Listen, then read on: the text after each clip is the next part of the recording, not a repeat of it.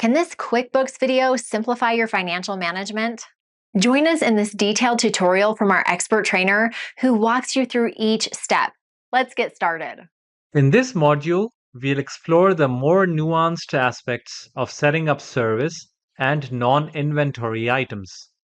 As an intermediate user, you'll learn how to fine-tune these elements to better suit your business needs.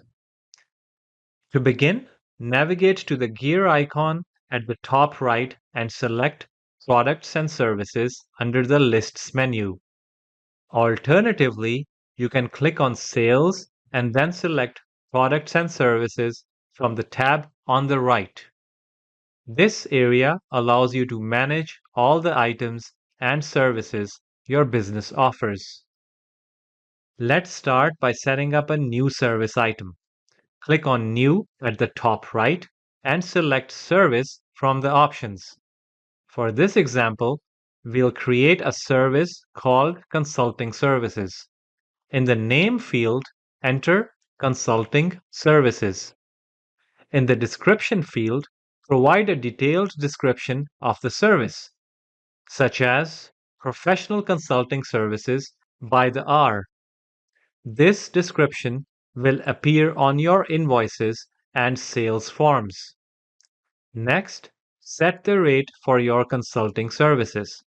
Let's say we charge $200 per hour. Enter this rate in the sales price or rate field. Then, choose the appropriate income account. Typically, this would be service revenue or a similar account that aligns with your chart of accounts. This ensures that your income is accurately categorized.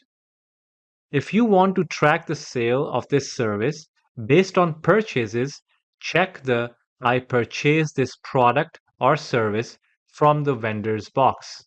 This is useful if you need to keep track of subcontracted services or any associated costs. For now, we'll just leave it unchecked. Once you have filled out the necessary details, click Save and Close. Your consulting services item is now ready for use in invoices and sales transactions. Now, let's set up a non-inventory item. Click on New again, and this time select Non-Inventory. For this example, we'll create a non-inventory item called Office Supplies. Enter Office Supplies in the Name field. In the Description field, provide details such as general office supplies like paper, pens, and other items. If you have a standard price for these supplies, enter it in the Sales Price or Rate field. Let's leave this blank for now, as prices can vary. Select the income account for sales of these items, like product sales. If you want to track the purchase of these supplies, check the I purchased this product or service from a vendor box. Enter the purchase information, such as the cost and expense account.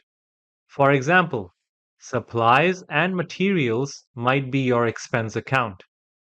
Once all details are filled in, click Save and Close. Your office supplies item is now set up for both sales and purchases, allowing for accurate tracking and reporting. With these new items set up, let's explore how to manage existing ones. In the Products and Services list, you can edit, make inactive, or run reports on your items. Simply click the drop-down arrow next to any item to access these options. This flexibility ensures you can keep your item list up to date and relevant to your business operations. By mastering the setup of service and non-inventory items, you ensure that your QuickBooks account accurately reflects your business activities. This precision is key to effective financial management and reporting. Stay tuned for more advanced QuickBooks Online tips and tricks. Until next time, happy bookkeeping! Don't let your momentum stop here. Check out our recommended playlist for more helpful videos to boost your skills. Visit the Simon Says It channel, explore our videos and training sessions, and decide what you want to learn next.